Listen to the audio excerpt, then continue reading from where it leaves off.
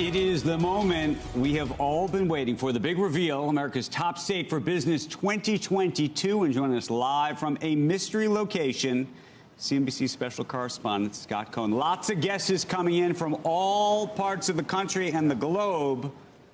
Give it to us, sir. The mystery will be a mystery for not too much longer, Andrew. We go through all 50 states, 88 metrics in 10 categories of competitiveness to find out which state is America's top state for business. Ladies and gentlemen, start your engines. Hey, I'm Dale Earnhardt Jr., and I know a thing or two about finishing first. And my home state of North Carolina is America's top state for business.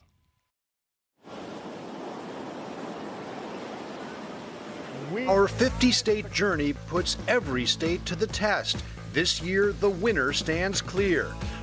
North Carolina, the Tar Heel state, with 1,580 out of 2,500 points. America's strongest overall economy, according to our study, with strong state finances and a solid housing market. This banking hub second only to California in access to capital and in the top 5 for technology and innovation. Whose voice? In a divided country, the divisions in North Carolina are deep. But Democrats and Republicans keep managing to put them aside to win business. Apple's first corporate campus on the East Coast announced last year. And this year, a $4 billion investment promised by electric car maker VinFast. I'm very proud to call North Carolina my second home. But this state has growing pains. They're raising the cost of doing business. Healthcare resources like hospital beds and public health spending aren't keeping up. And with no statewide anti-discrimination protections, North Carolina finishes in the bottom half for life, health, and inclusion. We must confront systems that favor some and harm others, and we must fix them. For as long as we've been rating the states, this state's been a contender, but never number one until now. From the Smoky Mountains to the Outer Banks and the big banks, North Carolina, America's top state for business 2022. Where were we yesterday? Yesterday we were at Airlie Gardens, not far from here in Wilmington. It is on land that was deeded to local families in 1735 by King George II. New Hanover County purchased the site, or a portion of the site, in 1999 and turned it into a beautiful public park. Now, about those hints that you've been guessing so well over the last couple of days. Caffeine fix. Yes, Pepsi Cola was introduced in New Bern, North Carolina, originally called Brad's Drink, in 1893, and a 12-ounce Pepsi has about 5 milligrams more caffeine than a regular Coke. There's your caffeine fix. No right turn. A lot of people got this. The first NASCAR Strictly Stock race was in Charlotte in 1949. The standard NASCAR track runs counterclockwise, so no right turns. Bragging rights, largest U.S. military base is Fort Bragg in west of Fayetteville. Playing the Blues. Those are the colors of the Duke Blue Devils and the North Carolina Tar Heels. Project Runway, the first powered flight, not far from here. Kill Devil Hills near Kitty Hawk, North Carolina, achieved by the Wright brothers in 1903. Roy Cooper is the 75th governor of the state of North Carolina. North Carolina has been in the top 10 13 of the 14 previous years, but never number one until now. Congratulations on that. How do you think you did it? Well, one thing, it's just the people of this state. I hope you saw that beautiful North Carolina sun rising over the ocean this morning. And by the way, PepsiCo is still incorporated in North Carolina, not Delaware. But we pulled together in a bipartisan way to make sure that businesses know that we've got the most talented, educated workforce in the country. And talking to CEO after CEO, workforce is the driving force for them right now. And they see North Carolina as a place where they can rely on our community colleges, our greatest array of private and public universities in the country, to make sure that they have the workforce that they need. You mentioned at the top of this bipartisanship, and I'll tell you, it's interesting. We go through all these numbers and we get to the top state, and then you start to look around, and what you're achieving here in terms of bipartisanship, the Republican General Assembly and you, I guess you guys didn't get the memo about how you're not supposed to cooperate, but tell me how that's worked. You didn't come in with that kind of relationship with your Republican colleagues. You have it now. We have this potential, very real potential, that it's divided government federally next year.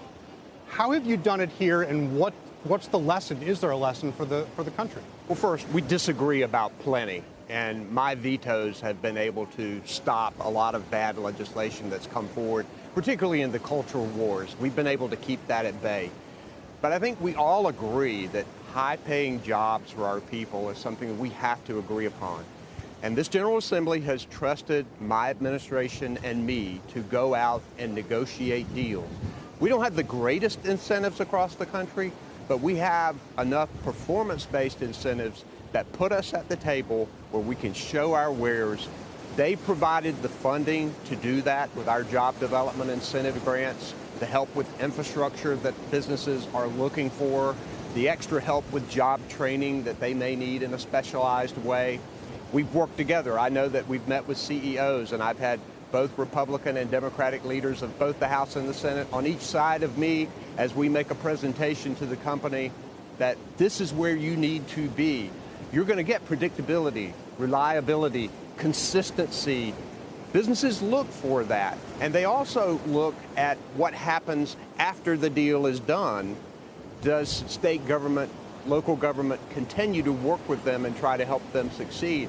Some of our best recruiters are CEOs that are already here and know the North Carolina story. I want to ask you about some of those deals, because one of the things that you've been able to achieve with this bipartisanship is higher incentives, and there's some pretty pricey ones. This deal with VinFast, which is a new company, unproven in the electric vehicle market in this country.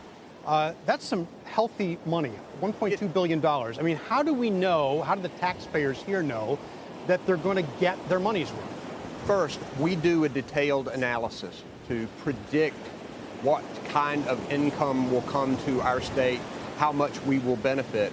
If it is a significant net positive, then we'll do it. There have been a number of deals where it just didn't meet our analysis. With VinFast, we're on the cutting edge of the clean energy economy. You know, we've been trying to get auto manufacturing for a long time in our state.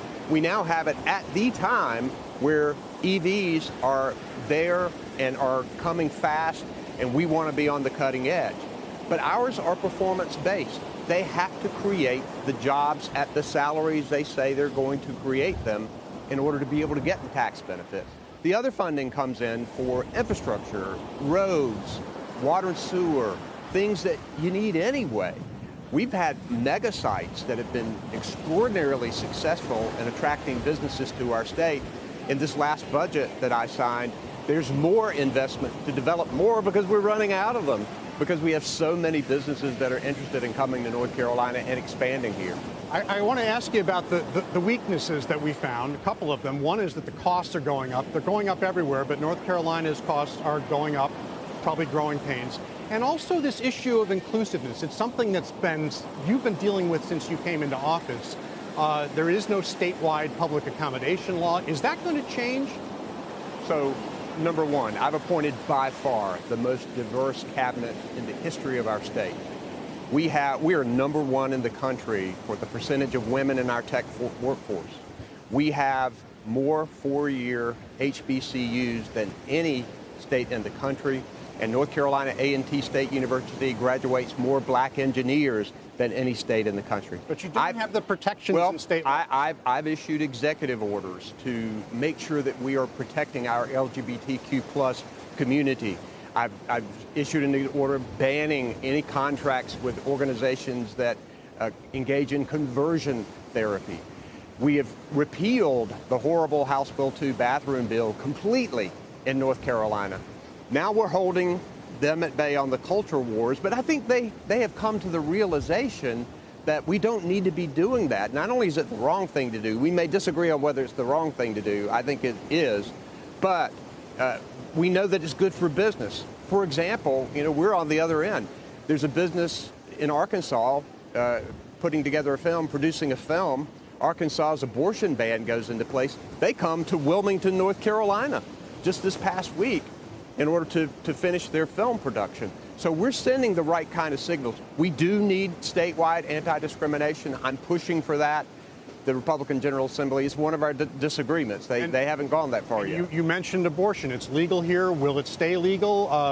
What do you have to do to achieve that? Well, it will as long as I'm governor, because I have vetoed bad abortion bills.